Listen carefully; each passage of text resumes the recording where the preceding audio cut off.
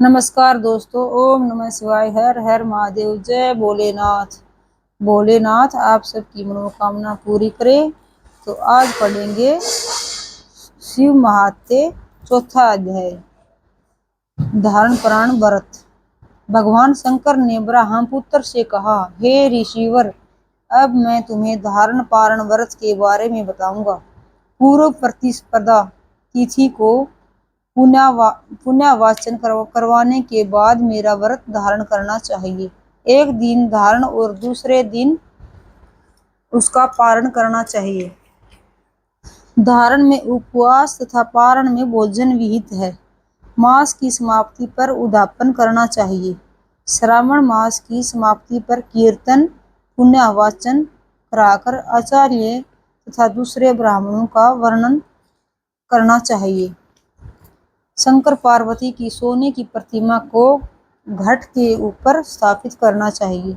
रात्रि में भक्ति पूर्वक शिव महापुराण का श्रवण कीर्तन आदि करके रात्रि जागरण करना चाहिए। प्रातः काल हवन करना चाहिए। त्र्यंबकम यजामहे मंत्र से तिल और चावल की आहुति देनी चाहिए। वामदेवाय विद्महे महादेवाय धीमहि तन्नो रुद्र प्रचोदयात् मंत्र से घृत और चावल की आहुति देनी चाहिए।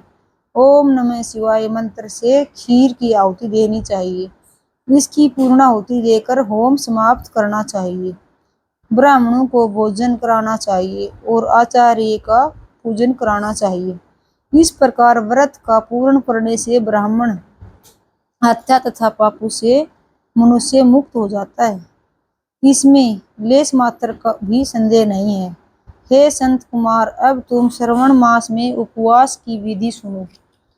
श्रावण मास की प्रतिमा तिथि को मनुष्य एवं स्त्रियों को संत आत्मा एवं जितेंद्रिय होकर व्रत का संकल्प करना चाहिए। अमावस्या के दिन लोगों को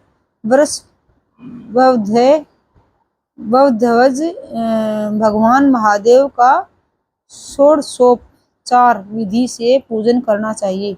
ब्राह्मणों को वस्त्र अलंकार देकर उनका पूजन करना चाहिए। उन्हें भोजन कराकर दक्षिणा देकर हाथ जोड़कर विदा करना चाहिए। इसी प्रकार मास उपवास का व्रत मुझे प्रतिदायक है। 1,00,000 संख्या वाली रुद्रवर्ती विधि से करना चाहिए। इस विधि को हे संत कुमार ध्यान पूर्वक सुनो। यह संपूर्ण सिद्धियों को देने वाली है। साधारण रुई की 11 बत्तियां निर्मित करें। यह बत्तियां रुद्रवती नाम से जानी जाती हैं। श्रावण मास के प्रथम दिन इस विधि से संकल्प करें। श्रावण मास में देवों के देव महादेव हैं। मैं भक्ति पूर्वक गौरीश की 1,00,000 बत्तियों से आरती करूंगा। यह संकल्प एक प्रतिदिन 1,000 बत्तियों द्वारा पूजन करना चाहिए। व्रत की समाप्ति पर 71,000 बत्तियों से आरती करनी चाहिए तथा प्रतिदिन 3,000 बत्तियों से आरती कर अंतिम दिन 13,000 बत्तियों से आरती करनी चाहिए। या एक ही दिन में 1,00,000 बत्तियों से आरती करनी चाहिए। यह बत्तियां मुझे सबसे अधिक प्रिय हैं। इनको शुद्ध घी से ही प्रज्वलित करना चाहिए। इसके बाद सदाशिव का पूजन करके कथा सुननी चाहिए। संत कुमार भगवान रुद्र से बोले, हे महादेव, मुझे अब आप यह बताने का कष्ट करें कि इस व्रत का प्रभाव क्या है, इस व्रत को किसने किया है और इस व्रत के उद्यापन की विधि क्या है। ये सब बातें मुझसे विस्तार पूर्वक कहिए। भगवान शिव ब्रह्मपुत्र संत कुमार से बोले, तुमने जो मुझसे पूछा है उसको मैं तुम्हें बताता हूँ। ध्यान पूर्वक सुनो। यह व्रत सब व्रतों में श्रेष्ठ और महान पुण्य प्रदान करने वाला है तथा संपूर्ण उपद्रवों को नाश करने वाला है। यह व्रत पुत्र पौत्र तथा सौभाग्य को प्रदान करने वाला माना जाता है। सत्य तो यह है कि तीनों लोकों में रुद्रव्रती जैसा दूसरा कोई भी व्रत नहीं है। इसके संबंध में मैं तुम्हें एक कथा सुनाता हूँ। सिप्रिया नदी के किनारे उज्जैनी नाम की एक सुंदर नगरी है। उस नगरी में सुगंधा नाम की एक अत्यंत सुंदर वेश्या रहती थी। उस वेश्या ने कई युवा पुरुषों तथा ब्राह्मणों के धर्म भ्रष्ट किए, बार बार बहुत से राजाओं तथा राजकुमारों को बिगाड़ा। इस प्रकार उसने अनेकों व्यक्तियों को बुरी तरह से लूटा और लूटने के बाद धक्के देकर घर से बाहर निकाल दिया। अब वे सम्मानित नागरिक शर्म के मारे किसी को अपना मुंह तक न दिखा सकते थे। उस सुगंधा वेश्या के शरीर से निकली सुगंधी एक कोस तक फैलती रहती थी। पृथ्वी पर उसके रूप लावण्य की ख्याति दूर दूर तक फैल गई। वह गायन विद्या में 6 राग तथा 36 रागनियों में निपुण थी। नृत्य में वह रंभा आदि देवगणाओं को पीछे छोड़ चुकी थी। एक बार वह वेश्या सिप्रिया नदी के घाट पर गई। वहां उसने रब और ऋषियों को देखा। कुछ ब्राह्मण स्नान कर रहे थे तो कुछ भगवान शिव या भगवान विष्णु की अर्चना कर रहे थे। उसने वहां ऋषि वशिष्ठ को बैठे देखा। उनके दर्शन मात्र के प्रभाव से उस वेश्या की बुद्धि परिवर्तित हो गई। उसका नाम वेश्या के जीवन तथा विषुप से हट गया। वह वेश्या महर्षि वशिष्ठ के चरणों में गिरकर अपने पाप कर्मों के नाश का उपाय पूछने लगी। सुगंधा वेश्या ने कहा, प्रभु, मैंने आज तक बहुत पाप किए हैं। आप मुझे उन पापों से छुटकारा दिलाने का कोई उपाय बताइए। महर्षि वशिष्ठ उस वेश्या की बात सुनकर बोले, तुम मेरी बात ध्यान पूर्वक सुनो। तेरे पापों का नाश जिस पुण्य के करने से होगा, वह सब तुम्हारे उपाय तुम्हें मैं बताता हूँ। तुम वाराणसी में जाकर रुद्रव्रती नामक व्रत का कर। यह व्रत महान पुण्य देने वाला तथा शिव शंकर की भक्ति में मन को लगाने वाला है। इस व्रत के करने से तुम्हारी सद्गति हो सकती है। महर्षि वशिष्ठ के वचन सुनकर वह सुगंधा नाम वेश्या अपना खजाना, नौकरों व मित्रों को लेकर वाराणसी चली गई। उसने महर्षि वशिष्ठ द्वारा बताए व्रत को विधि विधान सहित किया, जिसके फलस्वरूप वह वेश्या पंच भौतिक शरीर को त्याग कर भगवान शंकर के शरीर में विलीन हो गई।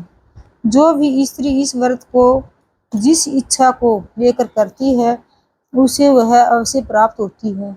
हे संत कुमार, अब तुम माणिक व्रतियों का महात्म्य सुनो। माणिक व्रतियों का व्रत करने से स्त्री मेरे अर्धासन की भागीदारी बन जाती है। वह स्त्री महाप्रलय पर्यंत तक मेरी प्रिया होकर निवास करती है। अब मैं तुम्हें इस व्रत की पूर्ति के लिए इसकी व्रतोद्यापन विधि बताता हूँ। इस व्रत को करने वाली स्त्री पार्वती सहित शंकर की प्रतिमा स्थापित करे। शिव पार्वती की प्रतिमा स्वर्ण की बनी होनी चाहिए तथा वृषभ की महिमा चांदी की बनी होनी चाहिए।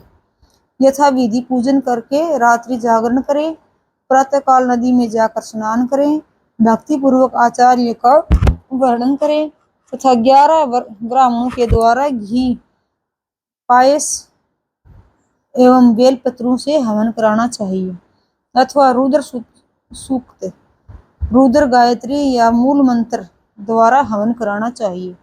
पूर्णाहुति कर आचार्य आदि की पूजा करके 11 ब्राह्मणों को जोड़े सहित भोजन कराना चाहिए। इस प्रकार जो भी स्त्री व्रत पूरा करती है, वह संपूर्ण पापों से मुक्त हो जाती है।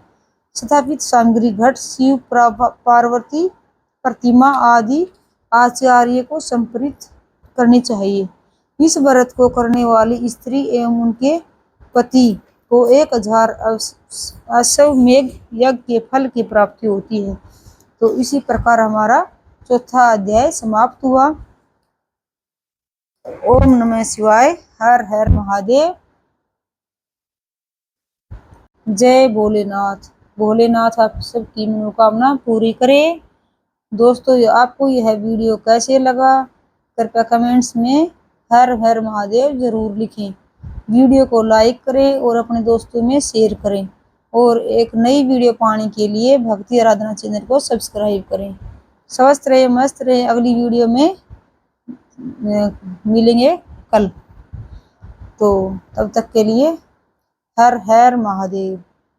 धन्यवाद।